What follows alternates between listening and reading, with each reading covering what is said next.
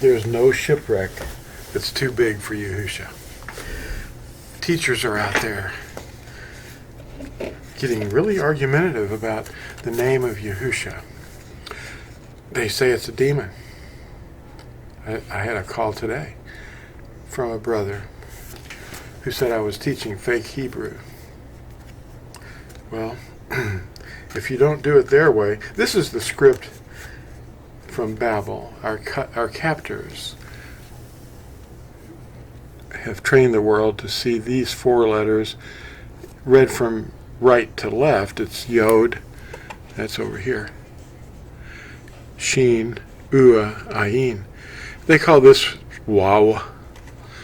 It's an U sound. It's a vowel.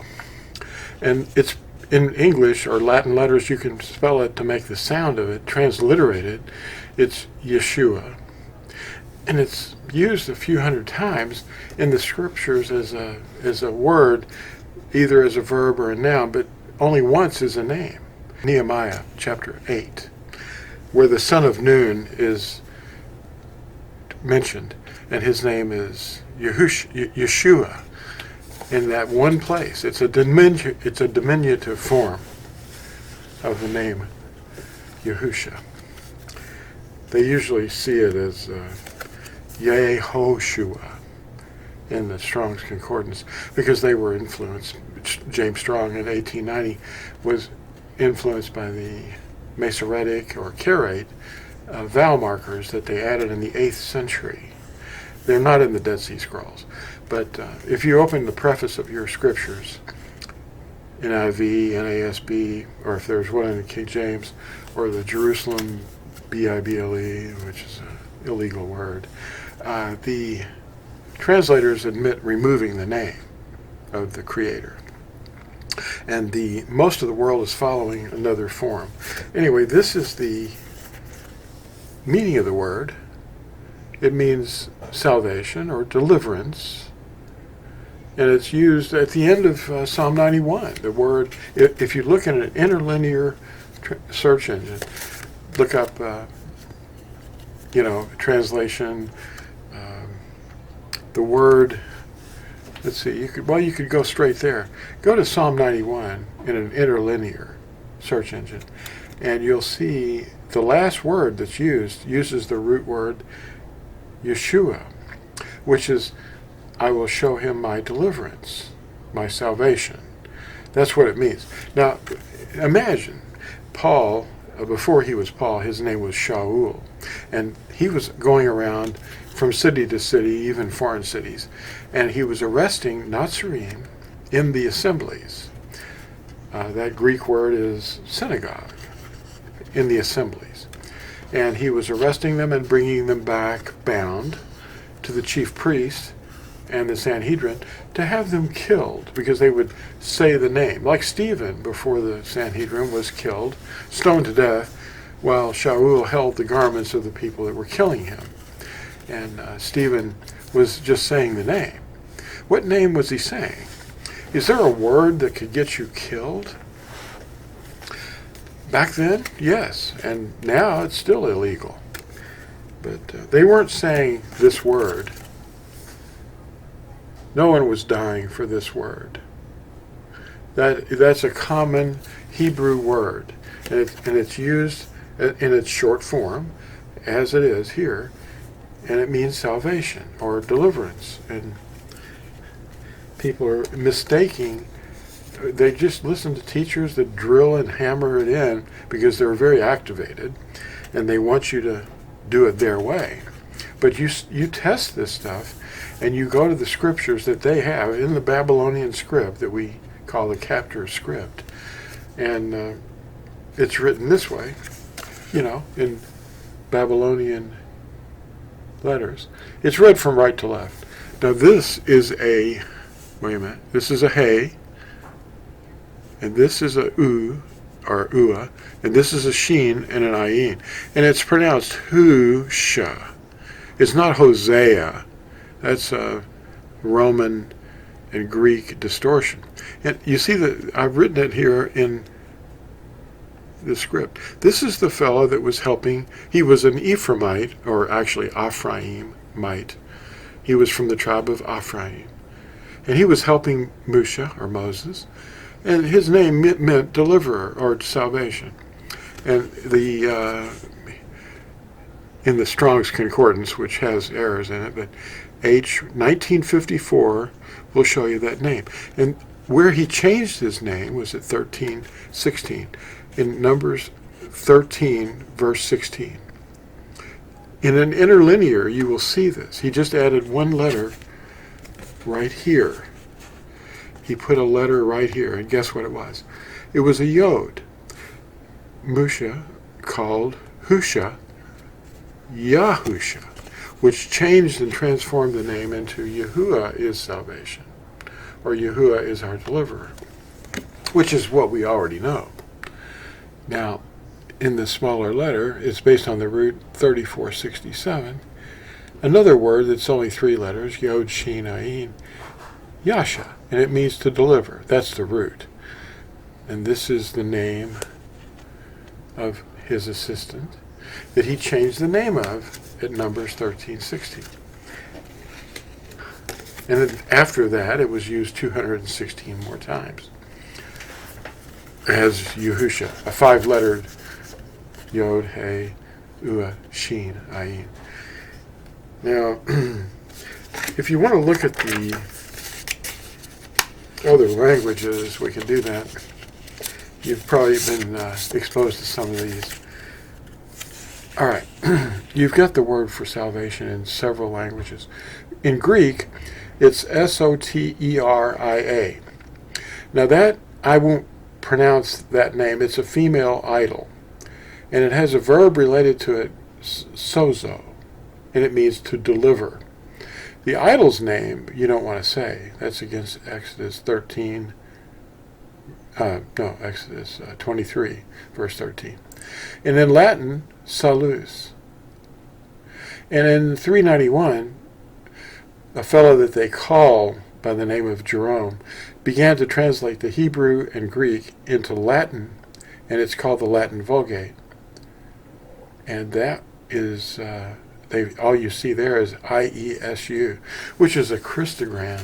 It's not Hebrew, it's not Greek, it's not even Latin. It's just nonsense, because they hid the names of their deities.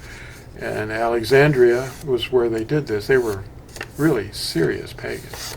The Circus Fathers, they at Alexandria, Egypt. The Nazarene teachers, like the first apostles, the first disciples, the Nazarene, they were not in Alexandria. They were in Antioch. And they were so kind and gentle that the citizens there called them Christianos, which means a poor fellow, an idiot, somebody who's easily taken. That's something you might want to look into also. We're not Christians, we're Nazarene. We're followers of Yahusha, the branches of his teachings. He said, I am the vine, and you are the branches, the Nazarene. He used the word Nazarene. He said, Ani hagafen, I am the vine. Ata ha-Nazarene, you are the Nazarene. Now let's look at this other word. In the Hebrew, in the concordance, you'll see number 3091 as Yahushua, but we understand it to be Yahusha because it's simply that letter Yod that Musha added to the name Husha. See, here it is. It's He, Ua, Shin, Ayin. And you put them together and you get this phonetic sound. It's Yahusha. And the language we call Hebrew was originally called Eberith, the language of Eber. So you see the name is very easy to understand. That's a Yod. He just added it to his name. And that name change came about in Numbers 13, verse 16. But look in an interlinear translation so you can see it. You have to read stuff from right to left, of course. It's different. And that's about all I really wanted to tell you. But I'd like to mention a few other little details that, I mean, nobody's going to stone you because you say salvation in another language. I mean, if you say Yeshua, what are they going to do? Stone you? No, that wasn't the name. That wasn't the name that they were using. It was Yahusha. They didn't want that name heard because it means Yahuwah is our deliverer. Or actually fully translated, it's I am your deliverer. And they were stoning Stephen and the other Nazarene in the first century for saying that name. See, the name was outlawed. That's why the day that he was riding in on the donkey, the scribes and the Pharisees were saying, rebuke your disciples, because they were quoting and looking at an interlinear. They were quoting Psalm 118, verse 26. Baruch haba Bashem Yahuwah. And when those guys heard that, they went, hey, they're saying the name, look out. Rebuke your disciples. Well, the name was getting people killed because they were saying it out loud. In 2008, in the 5th Roman month, the dogma came out, this bull from the papacy, issuing the order to all the bishops in the world to not ever utter the name based on the Hebrew tetragrammaton in song, praise, or worship. You are not allowed to say it, but rather replace it with Dominus, which means Lord, or some other common term. They substitute it now with twiddly-diddles called Nakud marks from the 8th century Karaite sect called the Masoretes, and they shorten they add vowels that introduce nonsense in the bottom so that the reader is diverted to say another word, and that word is Aduni, or Adonai. That's what they call it. It's literally Aduni, my sovereign, or my Lord. See, Aduni means my Lord, and Dominus means Lord, and Kyrios means Lord. Well, what's the definition of Lord in Hebrew? B-E-L, B-A-A-L, commonly known. See, Eliyahu tried to straighten them out. The thing's being usurped again. And of course, I'm accused of teaching fake Hebrew, as if the Masoretic distortions are not fake Hebrew, and the Aramaic script is not fake Hebrew. Well, the script is okay, it's just not, it's a foreign script. It's the one of our captors when we came back from Babel. But check everything that I'm telling you and whatever you hear anyone else say by looking at an interlinear translation so that you can see the text, the meaning of the words, research the numbers that you see there, and it's going to change you. You're not going to just remain dumb. You don't have to listen just mindlessly. You can research these things. The number of times that this word is actually used right here, Yahusha, and it's written this way right here. Let's open it. It's hard to see it down here. There it is at the very bottom. Yod, Hey, Ua, Shin, Ayin. It's written 216 times in the Hebrew. Of course, all you're going to see is the Aramaic script from Babel, but it's 5 letters. It's not 4. There is one place where it is found as 4, and that's Nehemiah or Nehemiah chapter 8. You'll see it in the short form. Thanks for watching this video, and we'll see you in the next exciting video. Bye.